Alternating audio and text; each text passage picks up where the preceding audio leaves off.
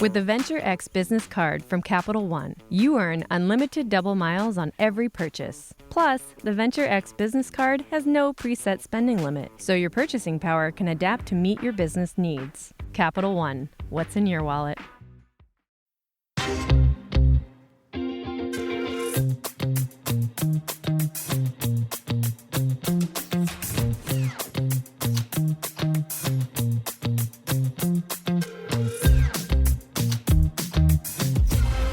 I'm Sarah Lynch, and you are listening to Your Next Move, audio edition, produced by Inc. and Capital One Business. In this episode, Editor-in-Chief Mike Hoffman interviews Francis Pedraza on stage at this year's Inc. 5000 conference in Phoenix, Arizona. Francis is the founder and executive chairman of Invisible Technologies, an AI services company valued at over $2 billion. He also founded Infinity Constellation, which he describes as the first AI holdings company. They discuss what really goes into building a high-growth company and how failure shaped Francis's approach to entrepreneurship. Here's that conversation. Well, I'm so excited for this conversation. Francis, thank you so much for being here. And we should give Francis a round of applause because he had a little bit of a flight delay. So this was a nail biter to get here. So thank you for being here. So you have two companies. There's Invisible Technologies, which was the Inc. 5000 company last year. And that you recently raised $100 million for, placing you at a over $2 billion valuation. So it's a unicorn as of this year. So congratulations for that. You. And you also recently launched Infinity Constellation, which you sort of bill as the first AI holding company. Do I have that right? Got it. All right. So let's start with Invisible Technologies. You launched in 2015. You were 26 years old. That's right. And this was actually your second company because your first one had not gone well. Yes, it failed. Yeah. So tell us about the failure story. I want to start with the fun stuff. I became an entrepreneur right out of college, and I started one of the first mobile iPhone apps. It was called Everest. It was an iPhone app for achieving your personal goals. Think of it like Instagram, but for your goals and journeys in life. And we didn't really have a business model. We were trying to scale it as a free social network. And so after about 6 months, we had a lot of churn, and we raised $2.6 million from great investors like Peter Thiel and Bono, kept making the product better, but we're never able to make it work as a business. So it was a really humbling experience. I don't know how many people in the audience have failed in their career in a big, big way. I think the humility of the failure is one of the great teachers, and you think that these things are terrible when they're happening to you, but you look back on them all these years later and you realize it was a gift. And so when you started Invisible, what did you learn from the first experience that you sort of applied to the startup of the second one? How did it change the way you approach entrepreneurship? Have a business model. That's a good start. And so we thought a lot about the business model from the beginning, and the business model has evolved tremendously over the last 10 years. So perhaps I can start by just talking about let's talk about Invisible. So when we started the company 10 years ago, there was a founding question. And the question was, if there's an app for everything, why isn't everything perfect yet? If there's an app for everything, why isn't everything perfect yet? At the time, my first company was an app and it failed, but I spent a year brainstorming with my friends, and most of the ideas we had to start new businesses were taking the form of apps. Like, why don't we start an app for this and an app for that? And then at one moment, I took a step back and said, why does the world need more apps? And I started to actually look into the history. So does anyone know who the first SaaS company was? If you know it, shout it out. Salesforce. Salesforce, 1999 was the first SaaS company. Before that, software was sold on CD-ROMs, and you'd pay for it once. After Salesforce, you'd pay for it every month via subscription. So the business model was subscriptions, and the technology was software. For the last 25 years, every enterprise software company has been a SaaS company. And this has actually created a weird predicament for you as the customer. So if you want a cake, Silicon Valley will not sell you a cake. They will sell you tools to make the cake. They'll sell you apps, but then you have to make the cake on your own. And most enterprise customers don't have the internal engineering teams to stitch all these apps together into an end-to-end solution. So they go to systems integrators like Accenture. And Accenture has like 70 billion of annual revenue and like 1 million employees worldwide, but they're not a tech company. So they tend to overcharge and underdeliver, but they will make you a cake. And they'll bill you by the hour, so they'll bill as many hours as possible without getting fired. And so I realized 10 years ago that this was like the blockbuster that we could Netflix. There was an opportunity to disrupt both traditional enterprise services and traditional enterprise software with a new business model. And that business model is now usually called AI services. You've all heard of Palantir, yes? But 10 years ago, nobody had heard of Palantir. Palantir was not a public company. And so Invisible was kind of like an ugly duckling because we were an enterprise software company, but we weren't a SaaS company. You can think of AI services companies like a triangle. You've got the horizontal platform, which can do all these great things in theory, but you've got field engineers and field CTOs in a forward deployed motion that goes inside the customer's company to solve all the messy problems. And they build the custom AI application or the custom software application. They make the cake for you. And that ability to deliver an end-to-end solution for customers is so much better than an app. And that was the original idea. But I'm curious, so you talked about how your first company didn't have a workable business model, your second company did, Yeah. but it's also sort of like a new model that you were creating. Model. And so how did you educate the customer base, the initial customer base, that this is something you really need? You know, it was actually always easy to sell the customers and hard to sell the investors, which is a good sign. If you're in a predicament like that, lean into it. So customers loved it because, you know, they had messy problems and all these apps that weren't solving their problems. And, you know, can you help me solve the problems? And we were the company saying, yes, we can handle your weird, messy complexity and we'll figure it out. The investors, on the other hand, services was a dirty word. So they wanted nothing to do with services. The assumption was that, you know... They wanted a subscription. Yeah, they wanted to see a subscription. They wanted it to be, you know, almost 100% gross margins and just infinitely scalable from day one. That was what they were comfortable with. And so I realized actually that that was like a dogma or a blind spot.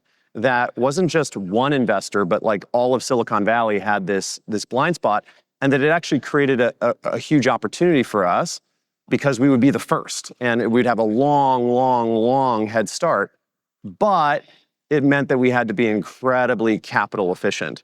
So have any of you entrepreneurs had to be extremely penny pinching and capital efficient at any point in your business? Yeah, the bootstrappers are here. Yeah. And so, you know, necessity is the mother of invention. Like you end up getting really creative on all kinds of things. And so that's what happened with us in the early years of the company. So you have the first 5 years kind of up until COVID, and then COVID to now, that's when growth really accelerated. What was that like, and what caused that change? Yeah, so we thought of the first version of our product as a digital assembly line. So it was a big build, and so I was very intimidated by my own vision for the company and wondering if it could even get done. But the original idea was we were going to break our customers' processes into little steps like Legos, integrate hundreds of third-party apps, all these software tools that exist, to do as many of them as possible, have our own engineering team build whatever they could on top. But to really build an end-to-end solution, you would have to have humans in the loop. And so we started building this global network of agents. Today, we have 20,000 people in over 100 countries around the world, speakers of every language, PhDs, masters, experts in various subjects. So if third-party tools and our own engineering team couldn't automate the Lego, we could put a human in to do that step. And that would allow us to build an end-to-end solution. That took like 5 years to build, and our first customers were relatively small businesses, and then we started to build enough credibility and momentum that we were able to support medium-sized companies. And then in COVID, we ended up digitizing restaurant menus all around the United States because all the on-demand food delivery apps basically needed to sell on these apps. So we were solving messy problems for those giants. And that was our first big break into the enterprise. And we experienced a pretty classic attack upmarket innovator's dilemma. If you haven't read Clayton Christensen's book, The Innovator's Dilemma, it's one of our business Bibles. And to just briefly describe what it feels like, in the early days of the company, we were very excited if we can get a customer to pay $10,000 a month, or you could call it, $100,000 a year. But when we had our first customer pay $1 million a year, after that, you only want to sell $1 million a year deals. Even though in theory, 10 100K deals equals $1 million deal, you end up re-engineering your whole company to do that bigger sell.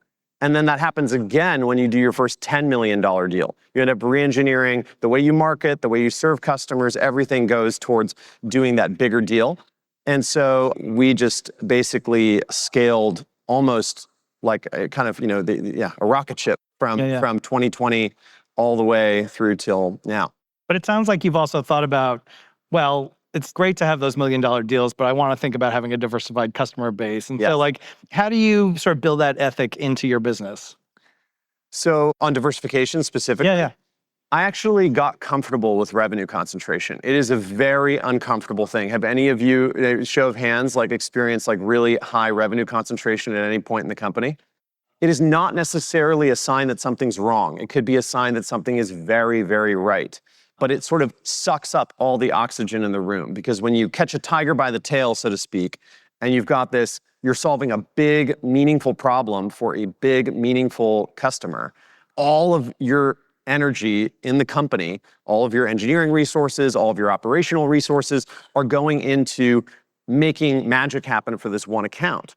So much so that it's almost like at some point you are blocked on the supply side, not on the demand side. In other words, if you're really making magic happen for a customer, what creates victory or success is not necessarily selling more customers, but the credibility you have from that customer being willing to refer you to the next customer. Mm-hmm. So we scaled to 134 million of revenue last year with, almost no sales and marketing motion. It was entirely driven by great engineering, great operations, the supply side. And so in those early years when we were scaling, we did have big customer concentration because we were focused on quality is the best business model, basically serving that one big customer that make a big bet on us, and then the second and the third and the fourth in any category. Yeah. So, Inc. 5000 companies get calls from private equity and other investors, every day of the week. And AI companies for sure are very hot, right? You recently raised $100 million, but you were very sort of intentional and strategic about how you raised the money and what you used it for. Can you talk about what that process was like? So have any of you ever turned down capital that was offered to you? It's a pretty empowering experience. Some smart folks up there, yeah. Pretty empowering experience. So this was not the first opportunity we had to raise $100 million. I remember at our company offsite in 2023, I, in front of the whole company, ripped up a $100 million term sheet from a tier 1 fund. And did people cheer or cry? It was such an emotional explosion. I mean, wait, did they cheer or cry? Both. I mean, that's the thing. It triggers both reactions almost simultaneously. I almost felt like crying and cheering as well. So it turned out to be the right thing, because the $100 million we did raise, we raised on great terms for the right reasons at the right time. By the way, some of this doesn't just have to do with, the terms of the investor, the things external to the company. A lot of it has to do with the things internal to the company, such as, do you know what you're going to do with the money? Ooh, good question. What are you going to do with the money? Yeah. So we hired Matt Fitzpatrick, who previously ran McKinsey's Quantum Black Labs, which, outside of Palantir is probably the highest concentration of field engineers and field CTOs that do these big custom enterprise AI applications and software builds. And so we'll talk a little bit more about him in a minute, but the clarity he has brought to our product and engineering allocation committee meetings. So one of the main functions of a board of directors is allocating capital. And the big question when you're investing inside the company is, we just raised the money, which of the many, many features that we want in the roadmap are we going to build? And how are we going to prioritize them? And how does that change the capabilities we can ultimately offer customers? Because the worst thing you could do is spend, $50 million on engineering, and the customers ultimately shrug and they can't tell that anything really happened. You're just building for the sake of building. That would be one form of a disaster. The other form of allocation disaster is on go-to-market. So if you spend a ton of money hiring salespeople, and then the salespeople ultimately, there's not real product market fit, they don't know how to sell it, they don't know who to target, they don't know how to pitch it, how to price it, you can burn a huge amount of capital really quickly, and this is very destructive. It's actually very hard to recover from an allocation mistake, and capital creates pressure. So like this, literally the clock starts ticking the second you sign it and the money is wired, you are really under the gun. And so the tendency is to make a huge amount of mistakes immediately after you raise capital.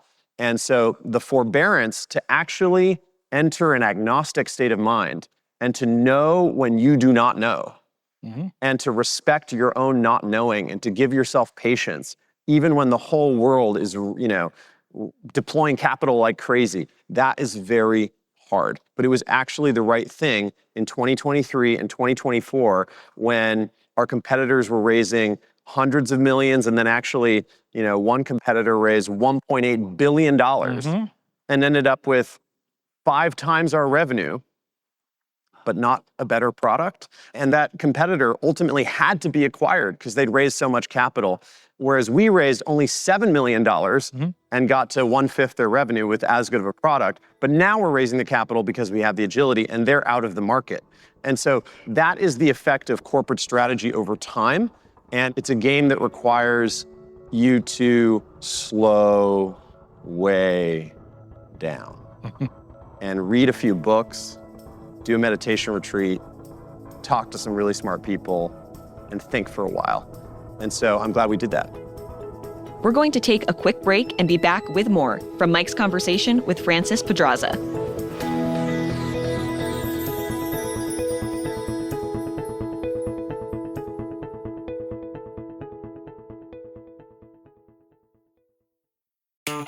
Here's a tip for growing your business. Get the Venture X business card from Capital One and start earning unlimited double miles on every purchase. That's right. With unlimited double miles, the more your business spends, the more miles you earn. Plus, the Venture X business card has no preset spending limit, so your purchasing power can adapt to meet your business needs. The Venture X business card also includes access to over 1,000 airport lounges. Just imagine where the Venture X business card from Capital One can take your business. Capital One. What's in your wallet? Terms and conditions apply. Find out more at CapitalOne.com/VentureXBusiness. So I have a book question coming up, but before I get to that, so you bring on Matt Fitzpatrick, who's now the CEO of the business, and you move into this executive chairman role. How does that change your role within the business, how you spend your time? Like, what is that experience like? Well, I'm so happy not to be operating CEO because I respect what operating CEOs do.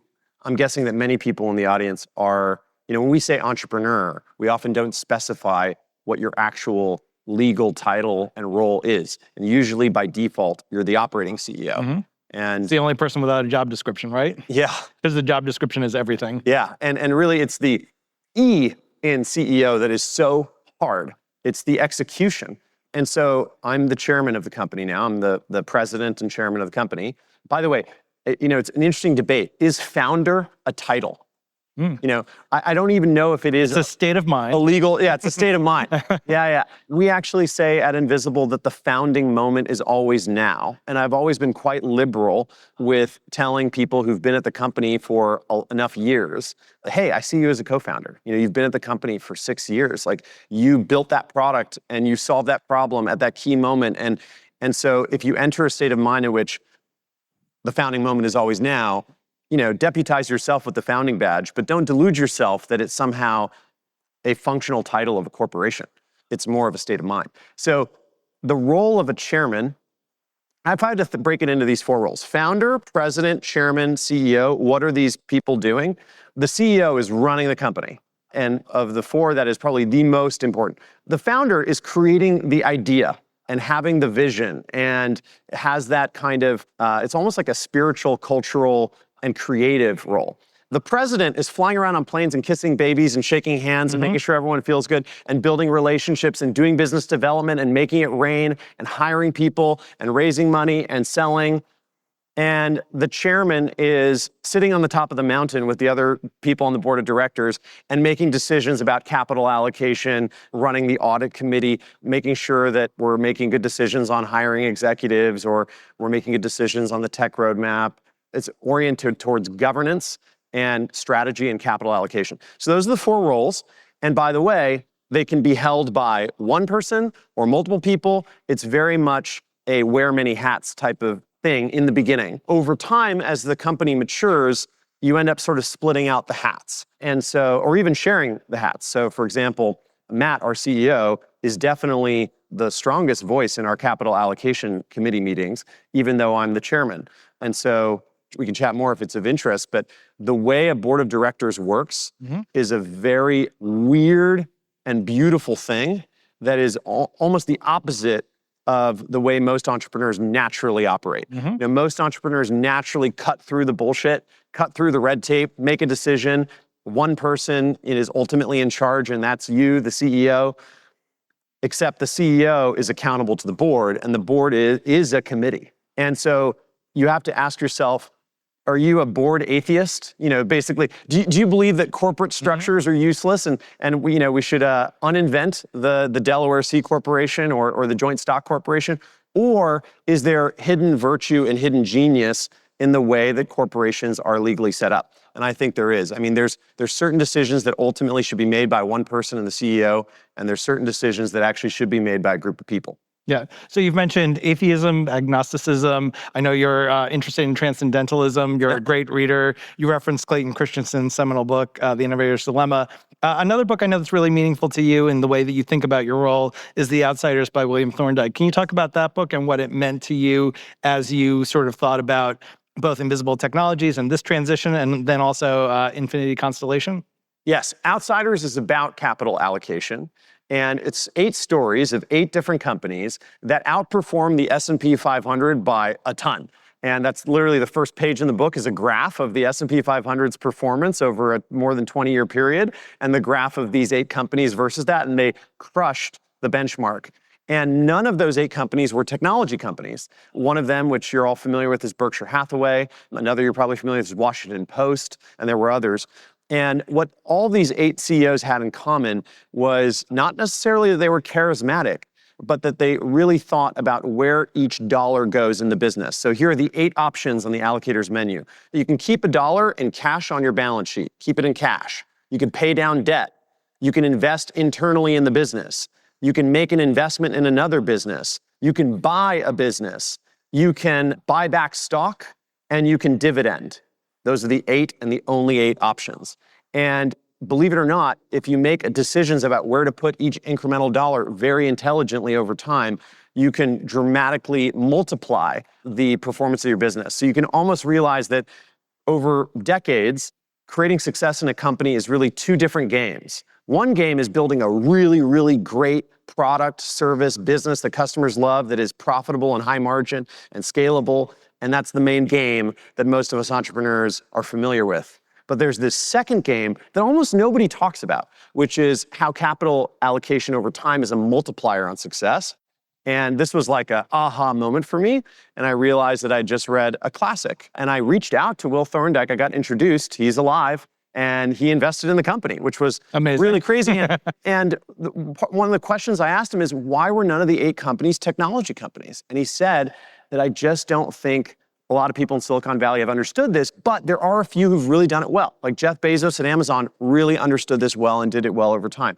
It's just not in Silicon Valley, though, exactly, right? Yeah, exactly. Yeah. Seattle, yeah. Yeah. So talk about Infinity Constellation, an AI holding company. That is where a lot of your focus is. As you look not 1 or 2 years down the road, but 10 years down the road, what's your next move with that?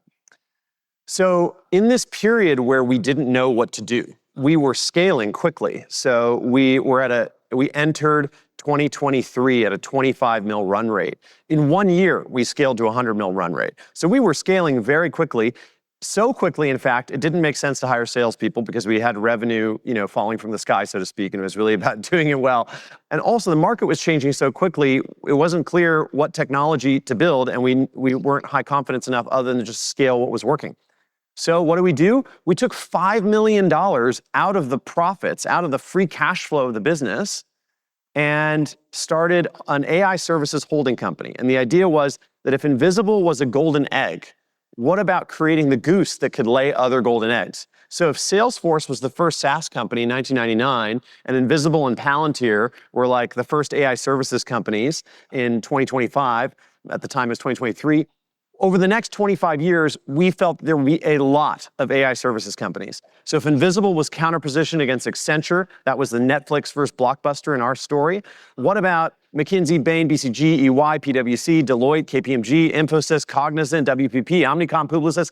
We refer to them as the Galactic Empire. These are like 20th century traditional services companies, not technology companies. All of them are blockbusters waiting to be Netflixed.